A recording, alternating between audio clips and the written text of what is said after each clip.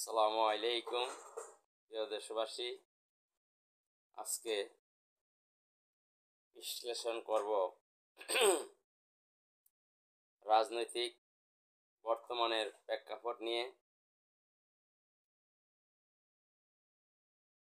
London বৈঠকের পরে doctor Mohammad Yunus কোনো রাজনৈতিক দলকে পাত্তাই দিচ্ছেন না। বিএনপি যা বলে তাই করেন। এ থেকে প্রমাণিত হয়ে যায় যে ডক্টর মোহাম্মদ ইউনূস বিএনপির প্রতি তার আনুগত্য রয়েছে। বিএনপিকে ক্ষমতায় নেওয়ার জন্য ডক্টর মোহাম্মদ ইউনূসের পরিকল্পনা রয়েছে। কারণ অন্যান্য রাজনৈতিক দলগুলোকে তিনি গুরুত্ব দেন না, তিনি বিএনপিকে যতটা গুরুত্ব দেন এবং বিএনপি যা বলে তিনি তাই বাস্তবায়ন করতে চলেছেন। এই অবস্থা যদি চলতে থাকে তাহলে রাজনীতিতে শান্তি ফিরে আসবে না, একটা অশান্তির সৃষ্টি হবে এবং সম্ভাবনা যে 8টি রাজনৈতিক দল যুগপৎ আন্দোলনে রাজপথে আছে তারাও আন্দোলন থেকে ফিরে আসবে না।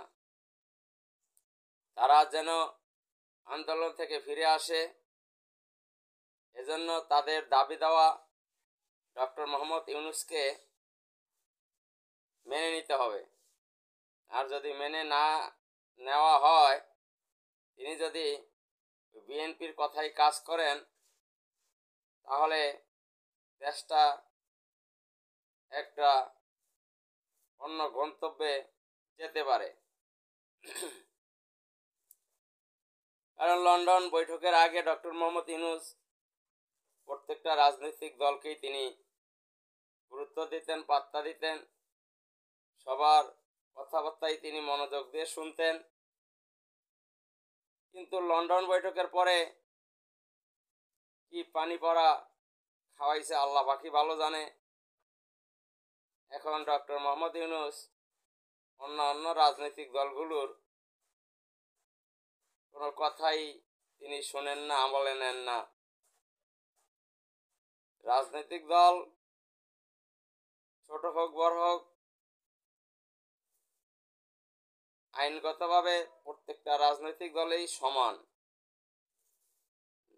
ইলেকশনের মাঠে কারো সমর্থন বেশি